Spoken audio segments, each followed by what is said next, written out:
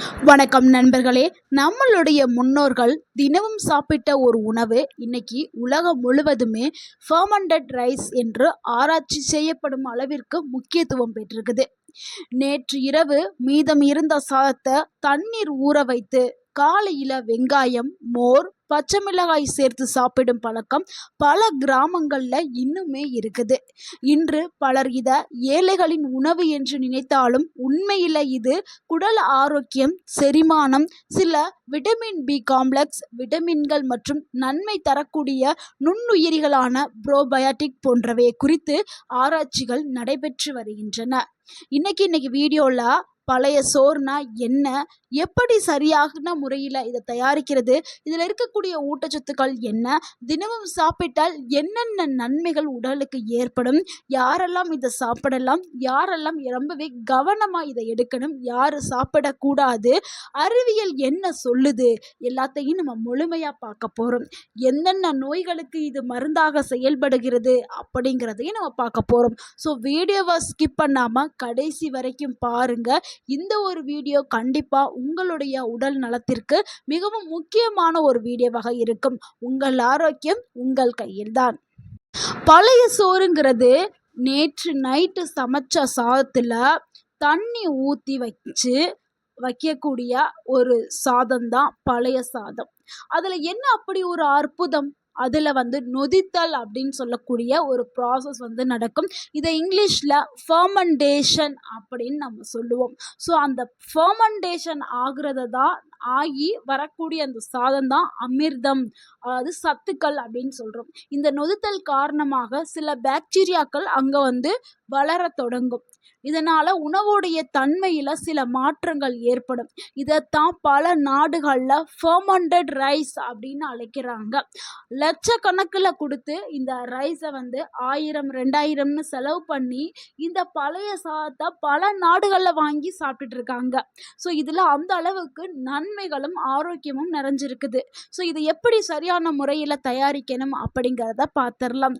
நம்ம தயாரிக்கிறதுக்கான முறை, நம்ம சாதம் வடிச்சிடணும். நம்ம எப்பவும் சாப்பாடு எப்படி செஞ்சு வடிப்போமோ அப்படி வடிச்சிட்டு அதுக்கப்புறம் என்ன பண்ணுறோம்னா, நம்ம குடிக்கக்கூடிய தண்ணி இருக்குல்ல, அதை நீங்கள் இரவில் ஊற்றி வச்சு ஒரு தாளத்தை போட்டு நீங்கள் மூடி வச்சிடணும். இது 8லேருந்து 12 மணி நேரம் நீங்கள் ஊற விடணும், அந்த சாதத்தில் தண்ணி ஊற்றிட்டு. ஸோ காலையில் எந்திரிச்சு பார்த்தீங்கன்னா அதில் நொதித்தல் அப்படிங்கிற ப்ராசஸ் நடந்திருக்கும். நல்ல பாக்டீரியாக்கள் அதில் குரோவாயிடும். ஸோ நம்மளுக்கு ஒரு அமிர்தமான ஒரு உணவு கிடச்சிரும். ஸோ காலையில் என்ன பண்ணுறீங்கன்னா, அந்த சாதத்தில் சின்ன வெங்காயம் இருக்குல்ல, சின்ன வெங்காயத்தை தோல் நீக்கிட்டு சின்ன வெங்காயம், மோர், கருவேப்பிலை, பச்சை மிளகாய், சிறிதளவு உப்பு எல்லாத்தையுமே நம்ம சேர்த்து சாப்பிட்லாம். இது ஒரு ஃபர்மெண்டட் ரைஸ். ஸோ இதில் நிறைய ப்ரோபயாட்டிக் நமக்கு இருக்குது. இந்த ப்ரோபயாட்டிக் நம்ம உடலுக்குள்ள போய் நிறைய நன்மைகளை கொடுக்குது. ஸோ இதில் இருக்கக்கூடிய ஊட்டச்சத்துக்களை ஃபஸ்ட்டு பார்த்துடலாம். அதுக்கப்புறம் இதை சாப்பிட்றதுனால என்னென்ன நன்மைகள் ஏற்படுது அப்படிங்கிறத பார்த்துடலாம். இதில் இருக்கக்கூடிய ஊட்டச்சத்துக்கள் என்னென்னா, கார்போஹைட்ரேட், புரதம், விட்டமின் பி காம்ப்ளெக்ஸ், இரும்பு சத்து உறிஞ்சுதல் உடலுக்கு நல்ல ஒரு மாற்றத்தை கொடுக்கும்.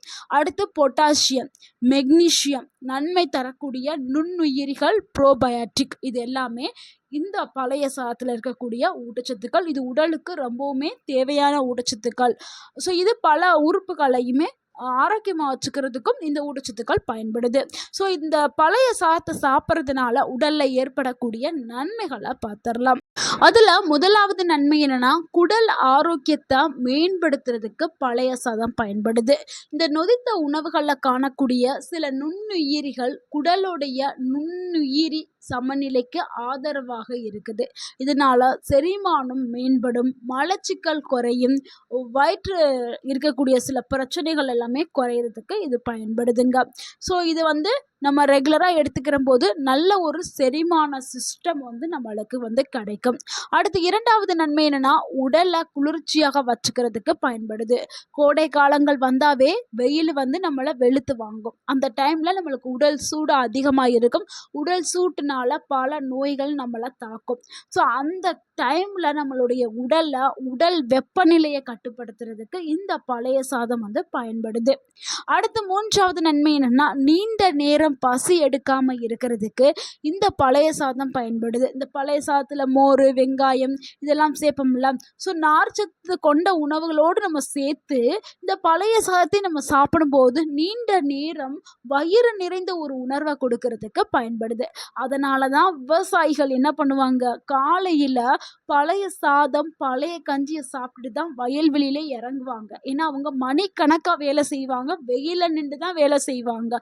ஸோ அவங்களுடைய உடல் சூட்டை குறைக்கிறதுக்கும், அவங்களுக்கு ஒரு எனர்ஜியை கொடுக்கறதுக்கும், அவங்க டயர்டே ஆகாம வேலை செய்யறதுக்கு, நீண்ட நேரம் பசியை எடுக்காம இருக்கிறதுக்கு இந்த பழைய சாதம் அவங்களுக்கு உதவியா இருக்குது. அடுத்து நம்ம 4வதா பார்க்கக்கூடிய ஒரு நன்மை என்னன்னா, இதுல விட்டமின் பி காம்ப்ளெக்ஸ் வந்து இருக்குது. நொதித்தல் செயல்முறையினால சில விட்டமின் பி வந்து அளவு வந்து இதில் அதிகமாகவே கிடைக்கிறதாக சில ஆய்வுகள் வந்து தெரிவிக்குது. அதனால் இதை பயன்படுத்தும் போது அரிசி, தண்ணி, சூழல் எல்லாத்தையும் பொறுத்து இது மாறுபடும் அப்படின்னு சொல்கிறாங்க. அடுத்து 5வது நன்மை என்னென்னா, எனர்ஜியை கொடுக்கறதுக்கு இந்த பழைய சாதம் பயன்படுது. காலை உணவை நம்ம ஒரு கப் பழைய சாதமோ ஒரு கிளாஸ் வந்து பழைய சாத தண்ணியோ குடிச்சுக்கிட்டோம்னா நம்ம உடலுக்கு ஒரு நல்ல ஆற்றல் சக்தி வந்து கிடைக்கும். ஏன்னா அதில் கார்போஹைட்ரேட் இருக்கிறதுனால உடனடியாக நம்ம உடலுக்கு தேவையான ஆற்றலை வழங்குறதுக்கு, அந்த டே முழுக்க நம்ம ஆக்டிவாக இருக்கிறதுக்கு தேவையான சக்தியை கொடுக்கக்கூடியது இந்த பழைய சாதம். அடுத்த 6வது நன்மைகள் என்னன்னா, விவசாயிகள் ஏன் இதை சாப்பிட்டார்கள் அப்படின்னா, நம்மளுடைய முன்னோர்கள் வந்து வயல்ல வேலை செய்ய, வெயில்ல சமாளிக்கிறதுக்கு, நீண்ட நேரம் உழைக்கிறதுக்கு இந்த ஒரு உணவை அடிக்கடி அவங்க எடுத்துக்கிட்டாங்க. அதற்கு காரணம் இது ரொம்பவுமே மலிவானது பழைய சாதம். நம்ம வீட்டில் ஈஸியாக செஞ்சிடலாமா. அடுத்து வயிறு நிறைவாக இருக்கக்கூடிய ஒரு உணர்வை கொடுக்குது. ஸோ இது எல்லாத்துக்கும் ஒரு ரீசன் வச்சு தான் நம்மளுடைய முன்னோர்கள் வந்து இதை பயன்படுத்திட்டு வந்திருக்காங்க. ஸோ இப்போ இது யாரெல்லாம் சாப்பிடலாம் அப்படிங்கிறத பார்த்துடலாம். பொதுவாக ஆரோக்கியமான பெரியவர்கள் வந்து இதை எடுத்துக்கலாம். கடின உழைப்பாளிகள், கடினமாக வேலை செய்வாங்கள்ல விவசாயிகள், கட்டிட தொழிலாளிகளும் என்ன பண்ணுவாங்க, வெயில் மழை எல்லா இடங்கள்லையுமே நின்று கடினமாக உழைப்பாங்க. ஸோ அவங்க கோடை காலங்களில் ரொம்பவுமே வெளியில் சுற்றிட்டு இருப்பாங்கள்ல சிலர்லாம் வெயில்லையே, சில அவங்களுடைய வேலை அந்த மாதிரி இருக்கும். ஸோ அவங்க எல்லாருக்குமே இந்த பழைய சாதம் ஒரு சிறந்த உணவாக இருக்குது. யாரெல்லாம் ரொம்ப கவனமாக எடுத்துக்கிறணும் அப்படின்னா, குறைந்த நோய் எதிர்ப்பு சக்தி இருக்கிறவங்க, அடிக்கடி வயிற்றுப்போக்கு இருக்கிறவங்க, தீவிர குடல் நோய் இருக்கிறவங்க, இவங்க எல்லாருமே வந்து கவனமாக எடுக்கணும். கர்ப்பிணி நோயாளிகள் வந்து பழைய சாதத்தை பயன்படுத்தலாம், எடுத்துக்கிறலாம். ஆனால் அவங்க சுத்தமாக தயாரித்து பயன்படுத்துறதுல கவனமாக இருக்கணும். அதே மாதிரி சின்ன குழந்தைகளும் அளவாக எடுத்துக்கிறலாம். ஸோ சரியான முறையில் நீங்கள் தயாரித்து எடுத்துக்கிறணும். தவறான முறையில் நீங்கள் தயாரிச்சிங்கன்னா அந்த பழைய சாதத்தை ஆபத்து ஏற்படும். ஸோ அஸ்தமான தண்ணீரை பயன்படுத்துறது, அதிக வெப்பநிலையில் நீண்ட நேரம் வெளியில் வைக்கிறது. ஏன்னா இப்போ வெயில் காலங்களில் வந்து பழைய சாதம் வந்து வேகமாகவே கெட்டு போயிடும். ஏன்னா நிறைய பாக்டீரியாக்கள் வந்து உருவாகிரும். ஸோ வந்து அந்த இதெல்லாம் நீங்கள் கவனித்து தான் சாப்பிடணும். ஏதோ நைட் நம்ம சமைச்சோம், தண்ணி ஊற்றினோம், சாப்பிட்டோம்னு இருக்கக்கூடாது. நம்ம அதை கவனிக்கணும். சாப்பாடு நல்லா இருக்கா, எப்படி இருக்குது, அதனுடைய ஸ்டேஜ் எப்படி இருக்குது, ஸ்மெல்லு எப்படி இருக்குது, அதில் ஏதாவது ஃபங்கஸ் வந்திருக்கா, இல்லை வேறு ஏதாவது ஃபார்ம் ஆயிருக்கா, எல்லாத்தையும் நம்ம கவனித்து தான் அந்த சாப்பாடை வந்து நம்ம எடுத்துக்கிறணும். ஸ்மெல் ஏதாவது வந்துச்சுன்னா அதை நம்ம தூக்கி தூர போட்டுறணும். ஸோ தயாரிக்கிற முறை வந்து நம்ம பார்த்து தயாரிக்கணும். இல்லைன்னா வந்து தவறான முறையில் தயாரிச்சிங்கன்னா அது நம்மளுக்கு ஆபத்துகளை ஏற்படுத்தும். ஸோ பழைய சாதத்துடன் சேர்த்து சாப்பிடக்கூடிய சிறந்த உணவுகள் என்னென்னா, சின்ன வெங்காயம், மோர், கருவேப்பிலை, பச்சை மிளகாய், வெள்ளரிக்காய், முருங்கைக்கீரை பொரியல், முருங்கைக்கீரை துவையல், பருப்பு துவையல், இதெல்லாமே நல்ல ஒரு காம்பினேஷனாக சொல்லப்படுது. நண்பர்களே, பழைய சோறுங்கிறது நம்மளுடைய பாரம்பரிய உணவு முறையில் ஒரு பகுதி தான். ஆனால் சரியான சுகாதார முறையில் தயாரித்து அளவோடு நம்ம சாப்பிட்டுட்டு வந்தோம்னா பலவிதமான நன்மைகள், ஆரோக்கியங்கள் நமக்கு கிடைக்கும். ஸோ இனிமேல் நீங்கள் பழைய சாதத்தை உங்கள் உணவில் அட்லீஸ்ட் வாரத்துக்கு ஒரு முறையாவது எடுத்துக்கிறங்க. பழைய சாதம் தானே அப்படின்னு நினைக்காதீங்க. பழைய சாதம் நிறைய அற்புதமான நன்மைகளை கொடுக்கக்கூடியது. ஸோ வாரத்துக்கு ஒரு முறை உங்களுடைய உணவில் எடுத்துக்கிறங்க.